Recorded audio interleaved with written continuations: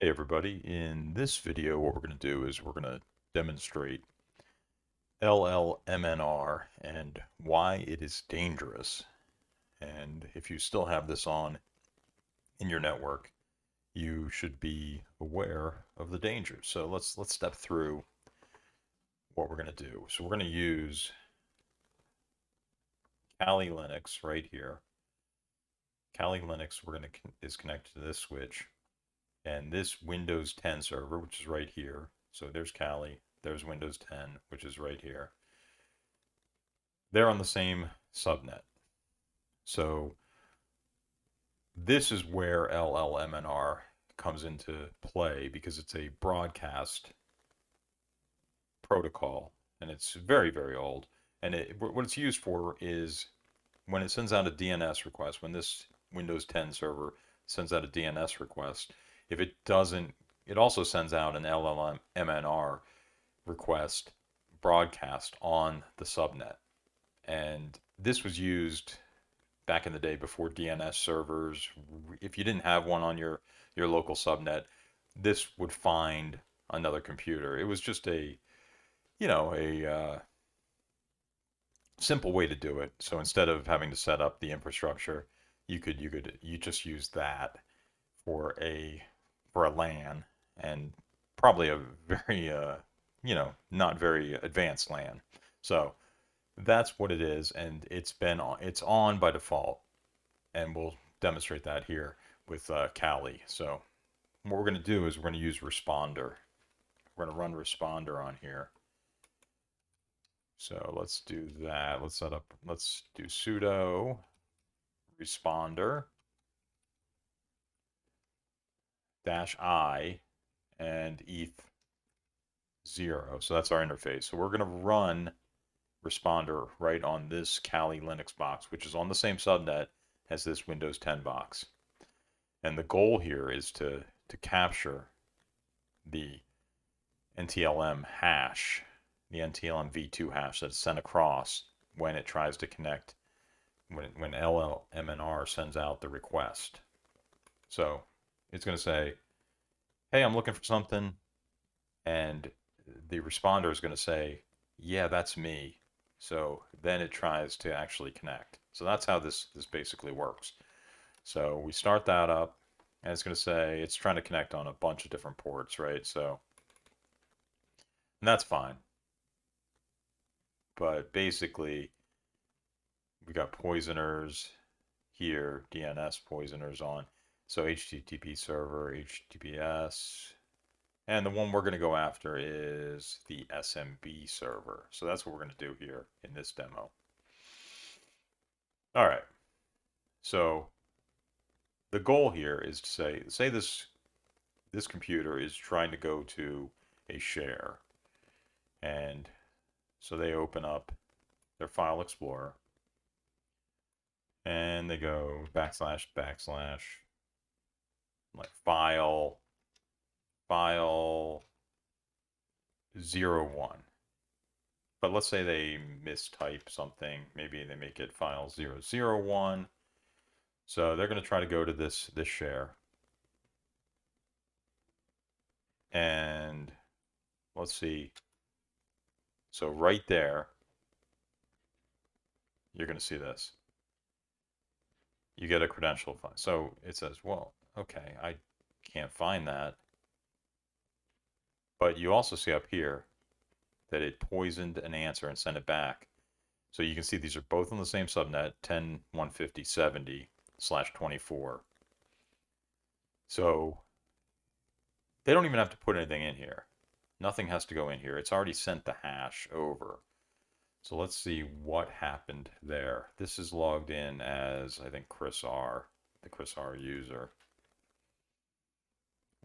Let's do that. Let's run here. Yes, so this is logged in as a domain user, testeve Chris R. So now we can go up here, Control C. Okay, we stopped it.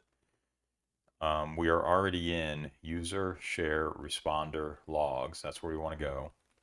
So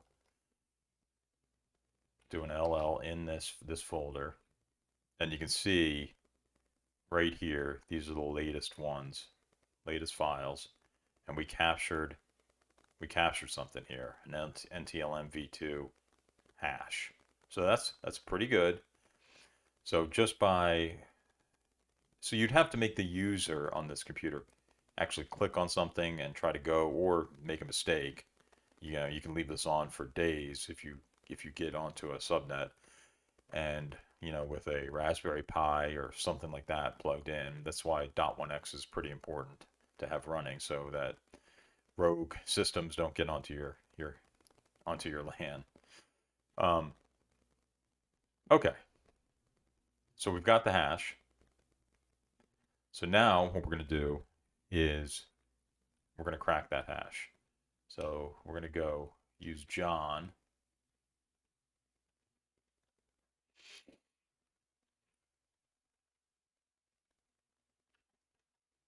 And what we want to do is, okay, so we're running John the Ripper right here against this hash. So let's do this against this hash file. So word list password.lst, and then our hash is that SMB.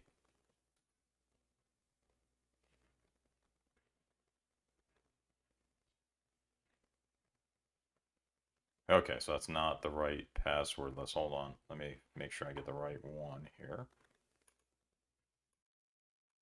Okay, let me try this. John format equals net NTLM v2. Let's do that hash file again. And there you go. So you can see, here's my password, test123 with a capital T. It's a very, very bad password, obviously. So the protections for this would be, one, long passwords. Like this 7-character password, it's done quickly. So that's one thing. So it's, you need to have longer passwords. Some recommendations I've heard are 20.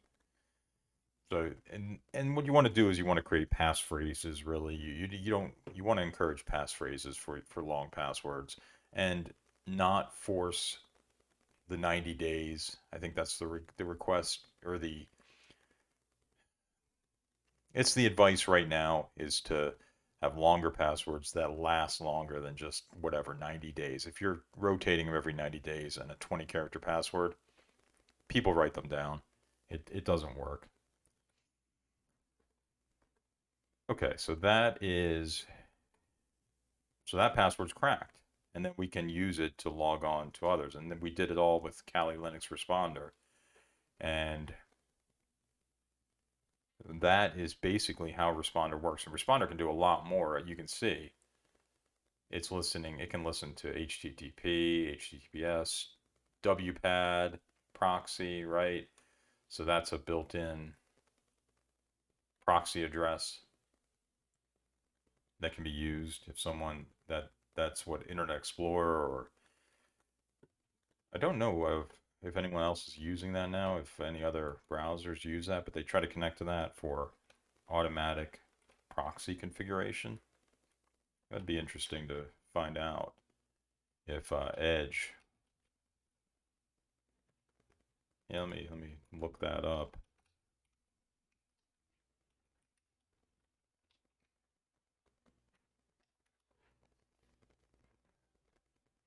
So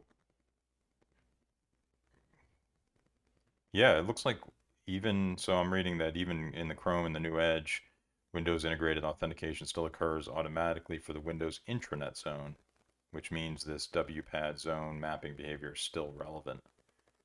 So still an important thing to remember, and we can go over that in another video. But this really was to show the power of Responder. Now, that required, of course, someone to click, someone to try to go to some type of website or some share. Now, there's also other ways to do this, and we'll get into this in the next video, where you don't even have to click. And I'll do a demo of that coming up in the next video. So thank you for watching. I appreciate it. This is part of the hacking series. Thanks.